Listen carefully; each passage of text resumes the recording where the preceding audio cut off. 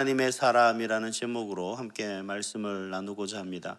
참 우리가 이렇게 늘 매일같이 반복되는 일상 가운데서 내가 정말 하나님이 원하고 바라시는 그 뜻대로 살아가고 있는지, 혹은 정말 내가 생각하고 내가 행하는 모든 것이 내 나름대로 가지고 있는 모든 지식을 총동원해서 지금 한 걸음 한 걸음 걸어가고 있는 이 걸음이 정말 하나님의 기쁨이 되는지 여러 가지 방황할 때가 있는 것 같습니다. 좀 정말 나는 그렇게 하고 있다라고 생각하는데 때로는 주변에서 너 왜 그렇게 사니? 너 왜 그런 생각을 하니? 라고 하는 그런 좀 저 생각과는 다른 그런 반문을 할 때면 정말 왜 나는 제대로 살아가고 있는데 왜 그렇지? 왜 나는 지금 똑바로 열심히 살아가 최선을 다하고 있는데 왜 그런 시각으로 나를 바라보지? 왜 그렇게 평가할까라고 할 때가 참 많다는 겁니다. 이러한 고민과 또 이러한 생각을 가지고 우리가 살아가는 것이 하나님의 사람으로서 살아가는 것은 마땅한 것 같습니다. 때로는 그런 생각을 합니다. 각자 사람이 다른 관점이 있으니까 우리가 하나님 앞에 살아가는 모습도 다를 수 있고 판단하는 모습도 다를 수 있을 거야.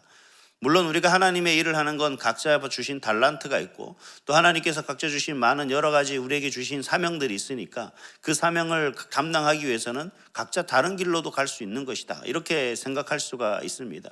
근데 가장 중요한 건 내가 행하는, 그리고 내가 하고자 하는 그 모든 것들이 결국은 하나님의 기쁨이 되는가, 아니면 하나님의 온전한 뜻인가라고 하는 것이 사실 최종적인 우리의 모든 사역의 삶의 결과가 되는 것이겠죠. 그러니까 이런 일을 온전히 행하는 사람, 정말 하나님의 뜻에 합당하고 하나님의 뜻에 부합해서 하루하루를 최선을 다해 살아가는 사람, 그리고 그 결과를 이루는 사람이 하나님의 사람이다라는 사실은 누구가 봐도 잘 알고 있습니다. 우리 그리스도인이라면 누구나 다 잘 알고 있는 그런 이야기죠.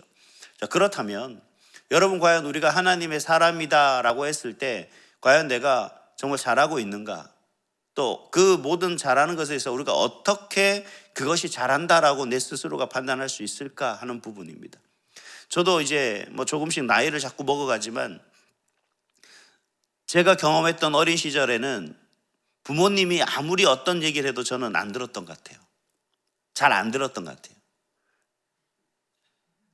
나쁜 아니 근데 가만히 생각해 보면 저만 그런 건 아니더라는 거죠. 제가 이제 어제 잠깐 저희 막내 매형을 만나서 이렇게 얘기를 하는데 그런 얘기를 하는 겁니다. 이제 얘기하다가 이제 조카들이 이제 결혼을 하고 아이들 키우니까 이런저런 얘기를 하고 하는데 같이 이야기를 하다가 보니까 그런 얘기를 하는 겁니다. 서로 이야기를 하는데 야, 너도 엄마 아버지 속 엄청 세겠어, 그런 얘기를 하는 겁니다. 그래서 저도 그랬다라고 하니까 이제 그때는 잘 몰랐죠. 이제 듣고 보니까 그런 것 같습니다. 그러니까 우리도 마찬가지죠. 사실은 내가 생각하는 게 정답이고 내가 하는 게, 나도 고심하고 고민하고 기도하면서 지금 행하는 모든 것이 정답이다, 내가 잘하고 있다라고 생각했었는데 막상 그런 얘기를 듣고 보니까 정말 내가 모든 것 바라고 했다는 것이 정말 이게 하나님의 뜻인가, 하나님이 원하는 것인가 라고 하는 생각을 하게 됐습니다.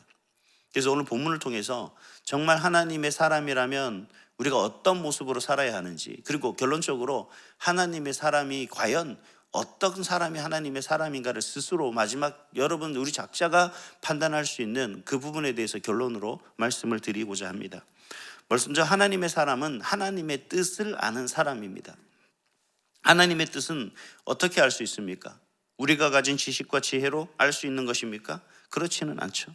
오늘 본문에서 보면은 우리에게 성령께서 말씀하신다라고 하면서 말씀하시는 것을 볼 수가 있습니다. 사람을 세우는 일에 국한된 것이지만 성령께서 하나님의 일을 온전히 이루어 가시기 위해서 사람을 세우도록 그렇게 말씀하시는 것을 볼 수가 있습니다. 우리 사람은 당연히 부족하죠. 그렇기 때문에 우리에게 가장 필요한 것이 뭐냐면 성령의 조명하심의 놀라운 역사입니다. 우리가 모르는 것을 깨달아 알게 하고 그 하나님이 우리를 통해서 이루고자 하시는 그 모든 것들, 즉 하나님이 우리에게 베풀어 주신 은혜를 알게 하고 또 하나님께서 우리를 통해 이루시고자 하시는 그 모든 뜻을 알게 하는 그러한 지혜, 지식을 성령을 통해서 우리는 배워나갈 수가 있다라고 하는 겁니다. 그래서 고린도전서 2장 10절에서 12절에 보면 이 모든 하나님께서 우리에게 성령을 보내시고 그리고 그 성령을 통해서 우리가 무엇을 알게 하시는지에 대해서 명백하게 말씀하신 것을 볼 수가 있습니다. 그뿐만 아니라 에베소 교회에게도 동일한 말씀을 하시는데 에베소서 1장 17절에서 18절 말씀에 보니까 이렇게 말씀하십니다. 우리 주 예수 그리스도의 하나님 영광의 아버지께서 지혜와 계시의 영을 너희에게 주사 하나님을 알게 하시고 너희의 마음의 눈을 밝히사 그의 부르심의 소망이 무엇이며 라고 그렇게 말씀하시는 것을 볼 수 있습니다. 결국 하나님의 모든 그 뜻을 아는 것은 내가 아는 것이 아니라 내가 가지고 있는 지식과 내가 성경을 많이 읽고 성경 공부를 많이 함으로 알아가는 것보다 바로 성령의 그러한 도우심의 역사로 말미암아 우리가 알아갈 수 있는 것이다. 즉 하나님의 사람은 하나님의 뜻을 알되 내가 가진 지식이 아니라 성령이 하나님이 깨달아 알게 하시는 그 뜻을 우리가 분명히 알고 나가는 사람이다라는 겁니다. 두 번째는 하나님의 사람은 하나님께 쓰임받는 사람이라는 사실입니다. 하나님께 쓰임받기 원한다면 하나님의 뜻을 알아야겠죠. 하나님의 뜻을 알아야지 우리가 하나님 앞에 쓰임을 받는 건데, 앞에서도 말씀드렸지만 하나님의 뜻은 다름 아니라 하나님의 뜻을 아는 사람들을 통해서 하나님은 역사하신다라는 사실입니다. 그래서 우리가 하나님의 뜻을 알아야 된다는 거예요. 하나님은 분명히 사람을 통해서 일을 행하시고 그 일을 통해서 하나님의 놀라운 역사, 하나님이 계획하신 일들이 완성해 나아가는데, 그러한 하나님의 사람들이 하나님의 뜻을 전혀 모른다면 우리가 그를 어떻게 사용할 수 있겠습니까? 여러분, 축구를 저는 좋아합니다. 요즘 우리나라 축구가 난리 났죠. 근데 그 축구에 보면 각 포지션이라는 게 있어요. 축구 선수가 11명이 있는데 골키퍼 1명, 그 다음에 수비를 하는 사람들, 중간에 그 수비와 공격을 같이 연결해 주는 사람, 그리고 골을 넣는 사람, 이런 위치마다 각 포지션이 있습니다. 근데 감독이 가장 원하는 선수는 어떤 선수일까요? 그 포지션에서 그가 맡은 역할을 가장 잘하는 사람입니다. 그러니까 감독이 그 자리에 그 선수를 왜 세웠는지, 나를 왜 이 자리에 세웠는지를 가장 잘 아는 선수가 감독으로부터 사랑받는 선수고, 매 경기마다 감독이 선호하는 사람이 되겠죠. 그리고 감독이 믿는 선수가 되겠죠. 저와 여러분들은 이처럼 우리를 축구 경기에 묘사한다면 저와 여러분은 축구 경기장에 있는 선수입니다. 그러면 우리가 선수로서 내가 게임을 할 때 어떤 모습으로 게임을 해야 돼요?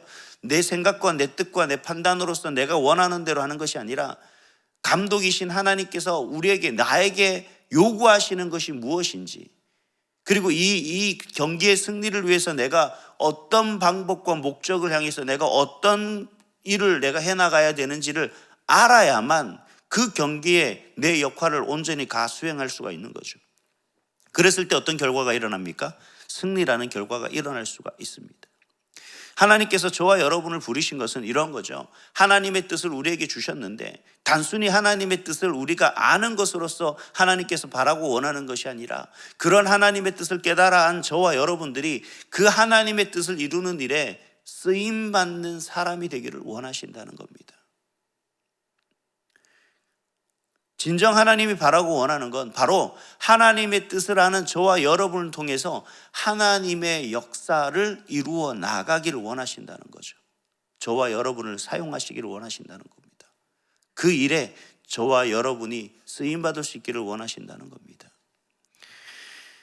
오늘 말씀에 보면 바나바와 바울은 그렇게 성령의 부르심을 통해서 세움받았고, 그 역시 그 하나님의 말씀대로 순종해서 하나님의 말씀을 전하며 나아갔던 그 모든 일련의 사건들을 우리에게 보여주고 있는 것을 볼 수가 있습니다.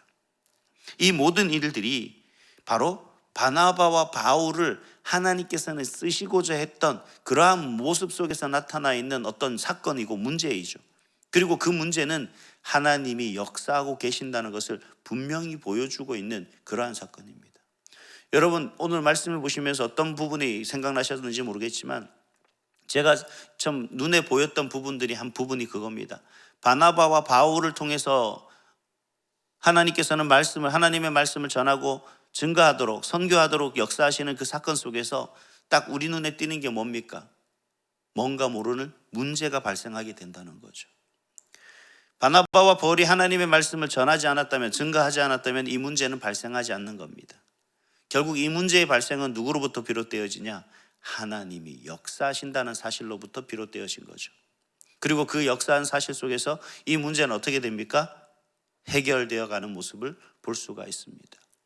바로 하나님 앞에서 우리가 내가 쓰임 받을 때 어떤 문제든 그 문제 속에는 하나님의 역사이시고 그 역사 속에서 그 문제는 해결되어진다라는 사실을 오늘 우리가 볼 수 있습니다.